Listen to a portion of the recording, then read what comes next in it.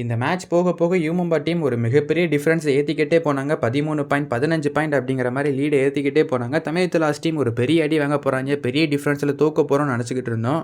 But அந்த சமயத்துல நம்ம டீமோட மொயின் சஃபாகி நம்ம டீமுக்கு கம்பேக் குடுத்து எப்படியோ காப்பாத்திட்டாரு. அவர் மேட்ச்ல ஒரு 20 நிமிஷம் கிட்ட தாங்க இருந்திருப்பாரு.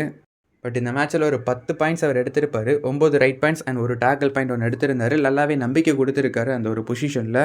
நரேந்தர் கண்டோலா அண்ட் சச்சின் இந்த 2 பிளேயருமே இந்த மேட்ச்ல சொதப்பி தள்ளிட்டாங்க. ஒழுங்காவே ப்ளே பண்ணல. இன்னுமே அவங்க நல்லா பண்ணணும். அவங்க பொட்டன்ஷியலுக்கு இந்த சீசன் ரொம்ப ரொம்ப மோசமான சீசனா இருக்கு. ஒரு சில மேட்சஸ் பண்ணாலுமே இந்த 2 பிளேயருமே ரொம்ப மோசமா இந்த சீசன்ல ப்ளே பண்ணிட்டு இருக்காங்க. அவங்களோட பொட்டன்ஷியலுக்கு இதெல்லாம் சரிப்பட்டே வராது. இந்த தமிழ்தலாஸ் டீம் திரும்ப பழைய மாரி வரணும்னா, அதுக்கு கண்டிப்பா நரேந்தர் அண்ட் சச்சின் இந்த 2 பிளேயர்ல யாரோ ஒருத்தராவது திரும்ப பழைய ஃபார்ம்க்கு வந்தாலே கொஞ்சமாவது நல்லா ப்ளே பண்ணுவாங்க. 2 பிளேயருமே வந்துட்டாங்கன்னா சீசன் 9ல பார்த்த மாரி பார்க்கலாம். பட் அது நடக்க மாட்டேங்குது. அண்ட் இவங்க கூட சேர்ந்து டிஃபென்ஸுமே அப்பப்போ தப்பு பண்ணுறாங்க. இந்த மேட்ச்சில் செகண்ட் ஹாஃப்லேருந்து டிஃபென்ஸுமே ஓரளவுக்கு கொஞ்சம் நல்லா ப்ளே பண்ண ஆரம்பித்தாங்க. குறிப்பாக நிதேஷ்குமார் நல்லா ப்ளே பண்ணார். நான் ஒரு வீடியோவில் சொல்லியிருப்பேன். நிதேஷ்குமார் ரொம்பவே நல்லா ப்ளே பண்ணிகிட்டு இருக்காரு. அவர் எதுக்கு தேவையில்லாமல் உட்கார வைக்கிறாங்க 3வது நிமிஷத்துலேயே தபாங் தில்லி மேட்ச்சில் தேவையில்லாத வேலையெல்லாம் தர்மராஜ் என்ன பார்த்துட்டு இருக்காரு. அப்படியே நீங்கள் எடுக்கணும்னா வேறு யாராவது எடுத்துருக்கலாமே. கவர் பொசிஷனில் அங்கேருந்து பர்ஃபார்மன்ஸே வர மாட்டேங்குது. அவரை தூக்கிட்டு நீங்கள் நிதேஷை கூட அந்த இடத்துல போட்டுருக்கலாம். அப்படி இல்லைனா நம்ம சாகில் குலியாவே நீங்கள் தூக்கிட்டு அந்த இடத்துல நிதேஷை இறக்கணும். நிதேஷ்குமாரை தூக்குனது ஒரு மிகப்பெரிய தப்பு. அவர் என்ன தான் கொஞ்சம் அட்வான்ஸ் ஸ்ட்ரகிள்லாம் பண்ணாலுமே அவர்கிட்ட பயங்கரமான பொட்டன்ஷியல் இருக்குது. எக்கச்சக்கான பாயிண்ட் எடுப்பார். ஸோ நீங்கள் தூக்கணும்னு நினச்சா சாகில தானே தூக்கிட்டு இறக்கிருக்குன்னு சொன்னேன். ஆனால் அதே இது இந்த மேட்ச்சில் நடந்தது. செகண்ட் ஹாஃபில் சாகில் குலியாவை தூக்கி பெஞ்சில் உட்கார வச்சுட்டு நிதேஷ்குமார் அந்த இடத்துல இறக்குனாங்க. அண்ட் அவருமே நல்லாவே ப்ளே பண்ணாருங்க. இந்த மேட்ச் நம்ம தமிழ்தலாஸ் டீமுக்கு ஒரு மிகப்பெரிய கான்ஃபிடென்ட்டை கொடுக்கும். கண்டிப்பாக இதுக்கப்புறம் நம்ம டீம் நல்லாவே பர்ஃபார்ம் பண்ணுறதுக்கு சான்ஸ் இருக்குது.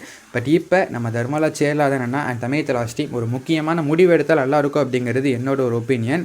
அது என்னென்னா நம்ம டீமோட முக்கியமான மிகப்பெரிய பிளேயர்ஸ்னு சொல்லக்கூடிய நம்ம சாகில் குலியா, சச்சின் தன்வர், நரேந்தர் கண்டோலா இந்த மாதிரியான பிளேயர்ஸ்லாம் அடுத்த 2 மேட்ச்சுக்கு அவங்க பெஞ்சில் உட்கார வச்சுட்டு அவங்களுக்கு பதிலாக நம்ம டீமோட பெஞ்ச் ஸ்ட்ரென்த்தை மேட்ச்சில் இறக்கி விடணும். இப்படி இறக்குனாங்கன்னா கண்டிப்பாக ஒரு மிகப்பெரிய சக்ஸஸ் கிடைக்கிறதுக்கு வாய்ப்பு இருக்குது.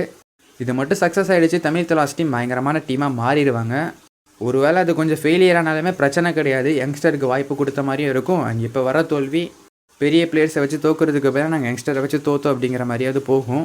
ஏன்னா நம்ம இந்த மேட்ச்லேயே பார்த்தோம் நம்மக்கிட்ட பெஞ்ச் ஸ்ட்ரென்த்தில் இருக்கிற நம்ம சௌரவ் பக்ரே அண்ட் நம்ம மொயின் சஃபாகி இந்த 2 பிளேயருமே ரைடிங்கில் என்ன பண்ணாங்கன்னு நல்லாவே ப்ளே பண்ணுறாங்க. அண்ட் இவங்க கூட சேர்ந்து ஒரு எக்ஸ்பீரியன்ஸ் வேணும் அப்படிங்கிற காரணத்துக்காக ரஞ்சித் அண்ணாவுமே சேர்த்து இறக்கி விடலாம். அவர் இன்ஸ்டாலெல்லாம் கமெண்டில் போய் புலம்பிகிட்டு இருக்காரு.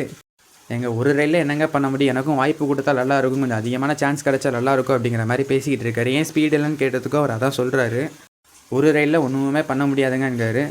ஸோ நாங்கள் இப்படி தொடர்ந்து அடி மேலே அடி நம்ம சச்சினை நரேந்தரை வச்சு வாங்குறதுக்கு ஒரு மேட்ச் ரஞ்சித் அண்ணா, Moein Shafaghi, Saurav Bakre and Dheeraj மாதிரியான பிளேயர்ஸ்லாம் இறக்கி ட்ரை பண்ணி பார்த்து கொஞ்சம் போராடி ட்ரை பண்ணி பார்க்கலாம். அண்ட் டிஃபென்ஸ்லேயுமே இந்த மேட்ச் பார்த்தோம். சாகில் குலியா நல்லா தான் ப்ளே பண்ணிட்டு இருக்காரு அப்பப்போ. பட் அவர் தூக்கிட்டு நிதேஷ் அந்த இடத்துல இறக்கணுன்னா அதை விட இன்னுமே பெட்டரான ஒரு பர்ஃபார்மன்ஸ் கிடைக்கி. அவரை கேப்டன் பார்க்காம அவரை பெஞ்சில் உட்கார வச்சாங்கல்ல, அதுவே இந்த மேட்ச்சில் ஒரு சின்ன ஒரு சக்ஸஸ் கொடுத்தது. அண்ட் அதே மாதிரி நீங்கள் சச்சினையும் நரேந்தரையும் உட்கார வச்சிங்கன்னா இன்னும் ஒரு சக்ஸஸ் கிடைக்கிறதுக்கு வாய்ப்பு இருக்குது. மொயின் சஃபாகி இன்னுமே கலக்கலான பர்ஃபார்மன்ஸை கொடுப்பாரு. மொயின் சஃபாகி உங்களுக்கு தெரிஞ்சிருக்கும்னு நினைக்கிறேன். நம்ம முகமது நபிபக்ஷோட தம்பி தான் அவர், சொந்தக்காரரு. ஸோ அவர் சீசன் 7ல் பெங்கால் வாரியர்ஸ் டீமுக்காக என்ன பண்ணி ட்ராஃபி வாங்கி கொடுத்தாரு அப்படிங்கிறது நம்ம எல்லாருக்குமே தெரியும். அண்ட் அதே மாதிரியான ஒரு பிளேயர், அதே மாதிரியான ஒரு எனர்ஜி, அதே மாதிரியான ஒரு ஸ்கில் இவர்கிட்டயுமே இருக்குது. ஸோ அவரை நல்லா யூஸ் பண்ணணும். இந்த மேட்ச்சில் அவர்கிட்ட இருந்து அவரோட பொட்டன்ஷியலை பார்த்தாச்சு. ஸோ உங்கள் ஒப்பீனியன் என்ன அப்படிங்கிறத கமெண்ட் பாக்ஸில் கமெண்ட் பண்ணுங்கள். இந்த மேட்ச்சை தோற்று இருந்தாலுமே பரவாயில்ல, நல்ல டீமாக பண்ணிட்டாங்க. சின்ன ஒரு கான்ஃபிடென்ட் கிடச்சிருக்கு. யங்ஸ்டர்ஸ் நல்லாவே பண்ணியிருக்காங்க. இதுக்கப்புறம் மேட்சஸும் கொஞ்சம் யங்ஸ்டர்ஸை யூஸ் பண்ணி தோற்றாலும் பரவாயில்ல. பட் இந்த பெரிய பெரிய பிளேயர்ஸை வச்சு தொடர்ந்து அடி வாங்கிறதுக்கு இவங்களையாவது ட்ரை பண்ணி பார்க்கலாம். அவங்களையும் பெஞ்சில் உட்கார வச்சு தான் அந்த வெறுப்பில் கொஞ்சம் நல்லா பர்ஃபார்ம் பண்ணுவாங்க. ஸோ உங்களுக்கு என்ன தோணுதுன்னு கமெண்ட் பாக்ஸில் கமெண்ட் பண்ணுங்கள்.